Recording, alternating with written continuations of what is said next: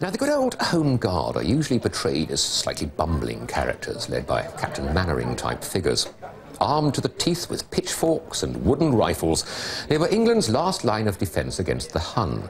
But thanks to Dad's army, they've become a bit of a joke. But there was another top-secret version of the Home Guard. They were a wartime version of the SAS. Armed to the teeth, members of the Auxiliaries were highly trained in the use of explosives for sabotage.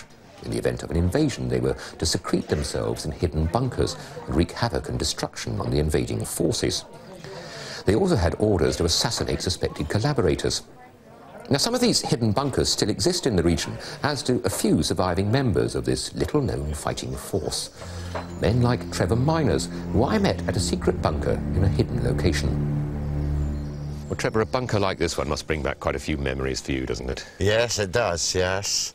It brings back probably happy memories to me, because I was a young boy and it was very interesting to me to have all these things and to know about how to make explosives and booby traps and all that sort of thing. Because you were recruited into the British Resistance Organisation. Yes. Well, I took my brother's place, my brother Eric, who was called up for the army, so therefore I took his place. Well, these bunkers, these sort of operational bases, were deadly secret. What if somebody had stumbled across your bunker, for example? Well, had they come across it, they were told quite sternly that they must never mention it to anyone, and the orders were, if the Germans invaded, that they were to be the first ones to be shot, so that they would be unable, should they be interrogated, to give any information of where the bunker was. So you might have had to shoot somebody in the neighbourhood who you knew quite well, a neighbour. That's right. It was a terrible thing, really, now, but that was the orders of the day, and, of course, as you know, during the war, well, that was war and that was it. Well, let's have a look inside this particular operational bunker, then. Yes. Now, I would imagine now that this was not quite as open as it is now. What, so there would have been a tunnel here, really? A tunnel in there, to here, you see. And then, as you see, it's quite low entrance, and I'm sure there'll be a lot of coverage over the top, more coverage over the top. So what actually would have happened here, then, Trevor?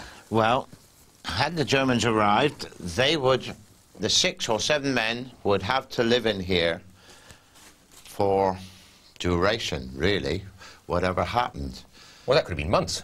It could be a long time. Each man had a .38 Smith & Wesson revolver, a stiletto commando knife, and we were taught the art of unarmed combat, how to kill a man and all this sort of thing. So it was like the sort of the wartime equivalent of today's SAS, really? Yes, it was. Now, supposing Jerry had invaded and had discovered this place, even that was thought of. That's right. There's an escape tunnel in the corner there. But had they been caught, they wouldn't be able to reveal to anybody where any other bunkers were in the county. So they wouldn't have been able to give any information. But hopefully they'd have shot out of the escape tunnel before anything happened. Yeah, hopefully they would have got away. But, of course, I suppose we would have been shot. And that would have been it, because we had no identification or anything. We were on our own. Such was the secrecy surrounding the Auxiliaries that not even Trevor's parents were aware of their son's role. Trevor led a double life, and only now is he able to speak freely about the arsenal of weapons that were at their disposal. We were equipped with grenades, and we also had these Mills bombs as well, which during the 1914 war, they were made at Perranporth in the Nobel's explosive thing. So we had those as well. This is a practice one. And that's that, and we also had a 69 blast grenade, which used, and that really on the top would have been the tape, and when you throw it, the tape comes out, and as soon as it hits the ground, then it would be, would explode right away. You haven't got a lot to show for it, except one tiny little badge on your lapel here. That's right. And that is it, is it? That and two letters from the Commander-in-Chief and the second-in-command.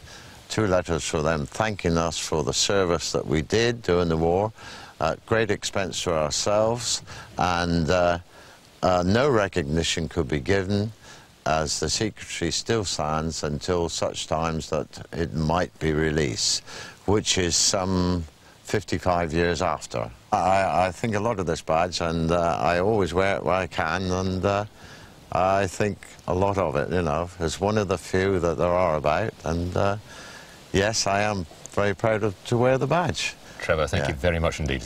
Lovely. Coming up, the secret